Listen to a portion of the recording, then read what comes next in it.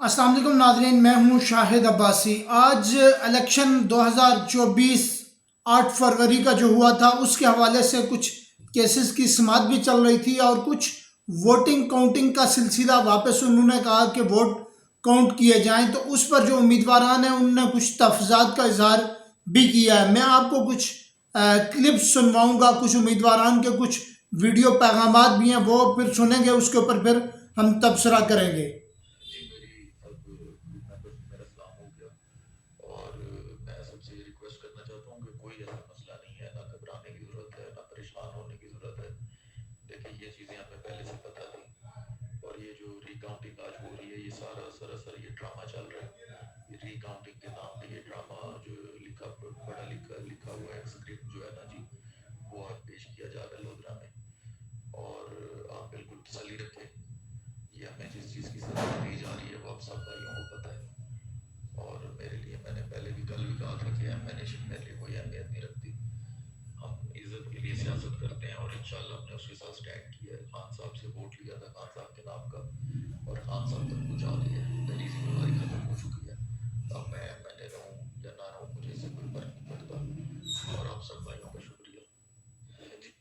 یہ M N اے صاحب ہیں لودھرا سے، ان کی طرف سے یہ وائس کلپ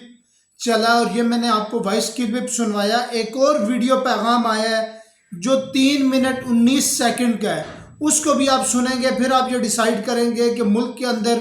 کتنی بے یقینی کی صورتحال ہے۔ ری کاؤنٹنگ کا جو سکرپٹ ریپیٹ کیا گیا ہے، اس دن بھی کاؤنٹنگ ہوئی تھی، اس کے بعد رزلٹ رکے، پھر جو ہے رزلٹ رکنے کے بعد صبح کچھ رزلٹ اور تھے، نتائج خاصے مختلف تھے۔ تو ابھی آپ کو میں ایک اور ویڈیو کلپ سنواتا ہوں،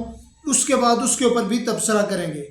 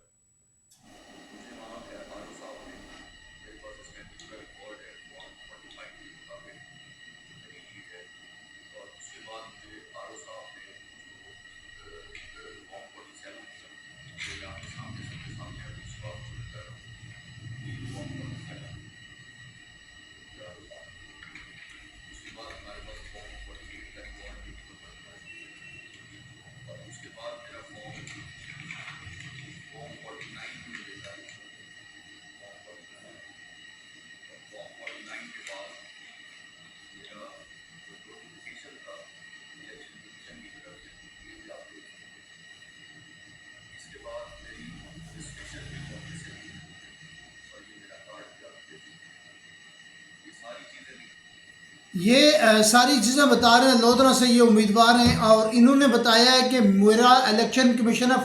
پاکستان کی طرف سے نوٹس بھی جاری ہو گیا تھا، اس کے بعد نوٹس جاری ہونے کے بعد ان کا جو اسمبلی کا کارڈ ہے وہ بھی انہیں مل گیا تھا۔ اس کے بعد اب الیکشن کمیشن کی طرف سے کہا گیا ہے کہ آپ کا جو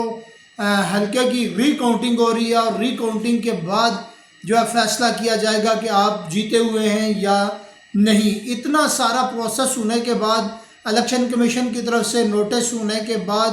پھر ان کو تمام تر جو فارم 45 47 پھر فارم 49 جاری کیا گیا، اس کے بعد جو رکنیت تھی اس کے اوپر بھی انہوں نے دستخط کیے، پھر انہوں نے بعد میں ان کا اسمبلی سے کارڈ بھی جاری ہوا، اور ان سارے پروسیسز کے بعد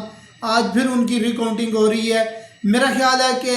ملک کے اندر اگر قانونی اور لیگل پروسیجر کے مطابق اس چیز کو دیکھا جائے تو شاید یہ چیز قطعاً نہیں ہو سکتی کہ کوئی امیدوار اس کو